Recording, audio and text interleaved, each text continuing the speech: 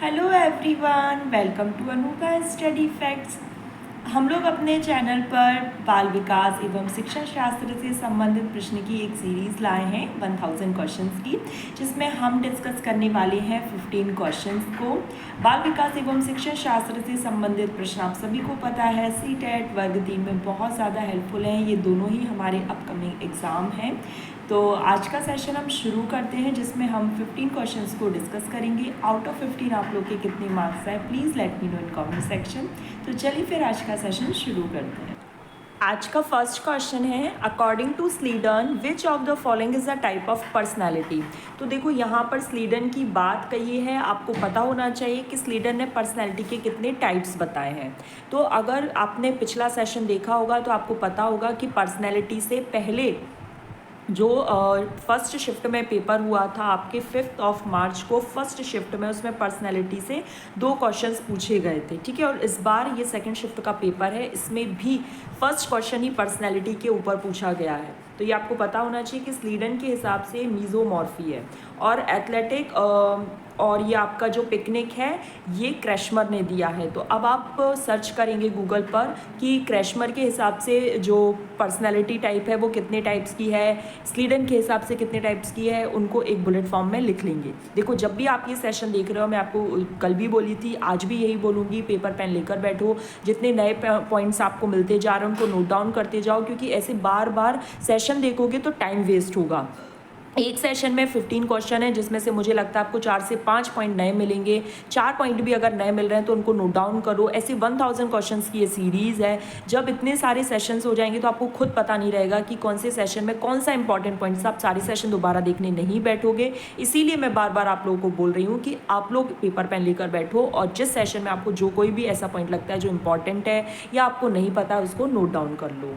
चलिए फिर second question है, biological determinants of personality is. Biological is related to heredity, it's related to heredity. ये बिल्कुल fact question है, ये सीटेट में भी पूछा गया था और ये एमपीटेट में भी पूछा गया है। नेक्स्ट है, language is not a theory. देखो नॉट जो है वो थोड़ा सा अच्छे से अंडरलाइन कर लिया कीजिए, आपको पता रहे कि नॉट पूछा है।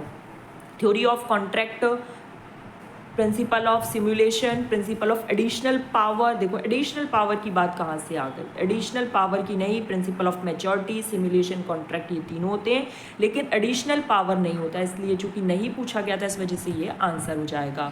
नेक्स्ट है, who gave the concept of multiple intelligence. जब मैंने आपको वर्ग 3 की 30 डेज की स्ट्रेटेजी बताई थी, अगर आपने वो वीडियो नहीं देखी है तो देख लीजिएगा, जिसमें मैंने आपको बताया था कि एमपीटेट में फैक्चुअल चीज़ें ज़्यादा पूछी जाती हैं। तो देख लो आ गया हॉवर्ड गार्डनर ने क्या मल्टीपल इंटेलिजेंस की थ्योरी दी थी, ठीक है। इस तरीके से आपको अपनी तैयारी करनी है, वरना आप सोचें कि नहीं यार ये साइकोलॉजिस्ट के नेम क्या याद रखने हैं, इन्होंने क्या थ्योरी दी थी। नहीं, पिकनिक एथलीट क्रैशमर ने दिया था, मीजोमॉर्फी स्लीडन ने दिया है पर्सनैलिटी टाइप में। इस तरीके से क्वेश्चंस भी पूछे जाते हैं और हॉवर्ड गार्डनर ने मल्टीपल इंटेलिजेंस की थ्योरी दी। अब सीटेट में अगर पूछा जाता तो इस तरीके से पूछा जाता कि अगर एक बच्चा मैथमेटिक्स में अच्छा है तो हॉवर्ड गार्डनर के हिसाब से उसमें कौन सी इंटेलिजेंस होगी, तो हम बोलते हैं मैथमेटिकल इंटेलिजेंस। तो इस तरीके से थोड़ा सा डिफरेंस आ जाता है सीटेट और वर्ग 3 में। Information process of teaching learning is related to which learning principle. देखो टीचिंग लर्निंग है, it's related to brain, yes और no, and brain is related to cognitive cognition. ये मैंने आपको पिछले सेशन में बताया था, इसलिए मैं बोल रही हूँ सेशन देखो बराबर, क्योंकि कहीं ना कहीं ये सेशन आपस में इंटरलिंक्ड हैं, आपस में जुड़े हुए हैं, तो आपको ये सारे पता होंगे। क्योंकि अब मैं ऐसे बोलूँगी अच्छा मैंने पिछले सेशन में बताया था, अब आपको पता ही नहीं है कि पिछला सेशन में क्या बताया था, तो आज आप उतना अच्छे से रिलेट नहीं कर पाएंगे। रोज़ रात में 8 बजे आप लोग के सेशन लाइव हो जाया करेंगे, तो आप लोग देखिए इनको, ठीक है। नेक्स्ट है, student who argues with the teacher and classmate. देखो आर्ग्यू यहाँ पर वर्ड थोड़ा सा वैसा हो गया, लेकिन हाँ वो तर्क वितर्क करता है, तो वो क्या है, वो ब्रिलियंट चाइल्ड है, ना कि वो एवरेज है, प्रॉब्लमेटिक है, स्टबर्न है, ऐसा नहीं है। वो ब्रिलियंट है, मतलब वो चीज़ों को समझने की कोशिश कर रहा है, ब्रेन स्टॉर्मिंग कर रहा है, डाइवर्जेंट थिंकिंग कर रहा है, ठीक है। चलिए नेक्स्ट है, cloud picture test is used to measure which of the following. अब क्लाउड पिक्चर टेस्ट है क्या आपको नहीं पता, आप गूगल पर जाओ, क्लाउड पिक्चर टेस्ट सर्च करो, फिर जो भी पॉइंट्स मिल रहे हैं उनको बुलेट फॉर्म में लिख लो। मैं आपको शॉर्ट में बता देती हूँ। क्लाउड पिक्चर टेस्ट में रहता है, बहुत सारे पिक्चर्स होते हैं, उनके बेस पर पूरी एक स्टोरी टेलिंग होती है। मतलब बच्चे से पूछा जाता है और कुछ बताना पड़ता है कि अच्छा ये जो पिक्चर्स दिख रही है ये किसकी है, इस तरीके से। तो ये क्या शो करना, क्या मेज़र करने के लिए होता है, ये पर्सनैलिटी मेज़र टेस्ट है। तो देखो पर्सनैलिटी से शिफ्ट 1 में भी 2 क्वेश्चन पूछे गए थे और शिफ्ट 2 में भी अभी तक 2 क्वेश्चंस आ चुके हैं। नेक्स्ट है थीमेटिक एपर्सेप्शन टेस्ट। अगर आपने पिछला सेशन देखा होगा तो आपको पता होगा, मैंने आपको बताया था थीमेटिक एपर्सेप्शन टेस्ट जिसे TAT बोलते हैं, ये मेजरिंग किसको करता है, पर्सनैलिटी को मेज़र करता है। और किस प्रकार का ये टेस्ट है, ये एक प्रोजेक्टिव तरह का टेस्ट होता है। क्या होता है, ये एक प्रोजेक्टिव टेक्निक होती है। नेक्स्ट है learning is a dash activity. Learning कैसी है, लर्निंग एक सोशल एक्टिविटी है। लर्निंग कैसी है, सोशल एक्टिविटी। अब ये देख के ही समझ जाएगा रिलीजियस, पॉलिटिकल, फिजिकल ये नहीं है, बल्कि क्या है, सोशल है। नेक्स्ट है which of the following are the factor that affects learning. आज के क्वेश्चन मतलब शिफ्ट 2 के क्वेश्चन कंपेरेटिवली ईजी आ रहे हैं। अगर आपने पिछला सेशन देखा होगा तो आज आप रिलेट कर पाएंगे। और आउट ऑफ 15 आप लोग के कितने मार्क्स आए कॉमेंट्स में बताया करो। भले ही मैं कह रही हूँ 2, 3, 4 नंबर भी आए ना तो आप बताओ, ताकि आपका मोटिवेशन बढ़े कि अच्छा और लोगों के 7 नंबर आ रहे हैं, मेरे 4 है, ताकि मुझे अब और अच्छे से पढ़ना है, पूरे दिन बहुत अच्छे से पढ़ना है, ताकि जब 8 बजे का सेशन आए तो एटलीस्ट आउट ऑफ 15 मेरे 8-9 मार्क्स तो आए। इसलिए मैं मार्क्स बताने को कहती हूँ, वरना मुझे कोई आप लोगों को ना नीचा दिखाना है कि आपके मार्क्स इतने कम क्यों आ रहे हैं, ना मुझे किसी से कंपेयर करना है, बिकॉज कंपैरिजन कभी होता ही नहीं, इंडिविजुअल डिफरेंसेस है। बस मेरा यही है कि अगर आप मार्क्स बताएंगे तो एक दूसरे से आपकी जो हेल्दी कॉम्पिटिशन है वो अच्छे से जनरेट होगा। ठीक है, तो अधिगम को प्रभावित कौन करता है, learning style, motivation, attitude and values. देखो आ गई ना, लर्निंग मतलब अधिगम, मतलब आपको सीखने में कौन हेल्प कर रहा है, आपके वैल्यूज़, आपके एटीट्यूड, आपका मोटिवेशन और आपकी लर्निंग स्टाइल।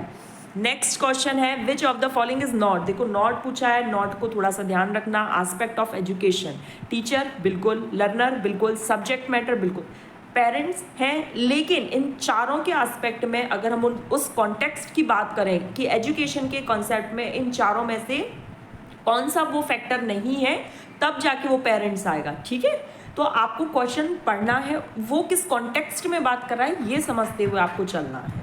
चलिए नेक्स्ट है learning can be defined as a function of the interaction of personal and dash factor. तो देखो साइकोलॉजिकल इन्होंने 2 बार दे दिया और एनवायरमेंटल, हालांकि साइकोलॉजिकल एनवायरमेंटल ये दोनों ही होते हैं, तो इस क्वेश्चन को कैंसिल कर दिया गया था। नेक्स्ट है teaching is a complex art of guiding student. हाँ बिल्कुल, एक कॉम्प्लेक्स, एक जटिल प्रक्रिया है और establishes a relation among different aspects of education. बिल्कुल सही बात है, तो बोथ ए एंड बी, या फर्स्ट एंड सेकेंड। नेक्स्ट है टीचिंग शुड बी डायग्नोस्टिक और रेमेडियल। यहाँ पर मैं शॉर्ट में थोड़ा सा समझा देती हूँ। आप क्या करेंगे, गूगल पर जाएंगे, डायग्नोस्टिक टीचिंग और रेमेडियल टीचिंग सर्च करेंगे, उसकी 1-1, 2-2 लाइन की डेफिनेशन आ जाएगी और आपको उसको नोट डाउन करना है। अब मैं यहाँ पर आपको शॉर्ट में एक्सप्लेन कर देती हूँ। डायग्नोज मतलब किसी भी चीज़ का निदान करना, मतलब सबसे पहले चीज़ डायग्नोज की जाती है। फॉर एग्जांपल आप डॉक्टर के पास गए, आपने उनको बताया कि आपका पेट दर्द हो रहा है, तो उन्होंने डायग्नोज किया, अच्छा आपने कल कुछ खाया था क्या, आपने कोई ऐसी चीज़ खा ली थी क्या जिससे पेट दर्द हो सकता है, तो वो उन्होंने डायग्नोज किया। ऐसा नहीं कि आप डॉक्टर के सामने जाके बैठ गए और बस वो कुछ भी सिर दर्द की दवाई दे दे, आपने बोला दर्द हो रहा है, अब कहाँ दर्द हो रहा है ना, आपने ये बताया कि पेट में दर्द हो रहा है, सिर में दर्द हो रहा है, और वो उठा के कुछ भी दवाई दे दे, तो क्या रेमेडी हो पाएगी, क्या उसका उपचार हो पाएगा, नहीं ना। तो डायग्नोज मतलब किसी चीज़ का पहले पता लगाओ। जैसे बच्चा एक क्लास में बहुत शांत बैठा रहता है, चुपचाप बैठा रहता है, तो आप पता लगाओ कि क्या वो शाय नेचर का है, या उसके घर में कोई ऐसा वातावरण है जिस वजह से वो बहुत डर गया है, या सहमा सहमा रहता है, या उसका कहीं मन नहीं होता, या जो बच्चे हैं उसको बुली करते हैं क्या, या आपकी जो लर्निंग स्टाइल है उसको समझ नहीं आ रही क्या, या वो किसी डिसऑर्डर में घिरा तो नहीं है, ये आप पहले डायग्नोज करेंगे।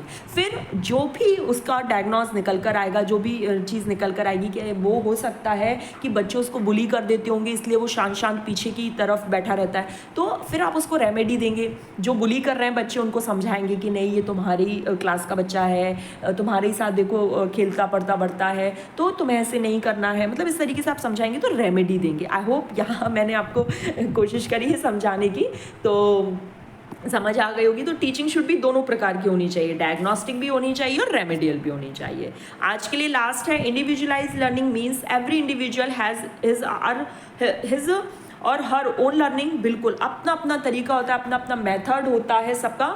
और teacher has individualise teaching plan. देखो सबके अलग अलग तरीके से, एक एक तरीके से सबको पढ़ाना बहुत ज़्यादा मुश्किल हो जाता है।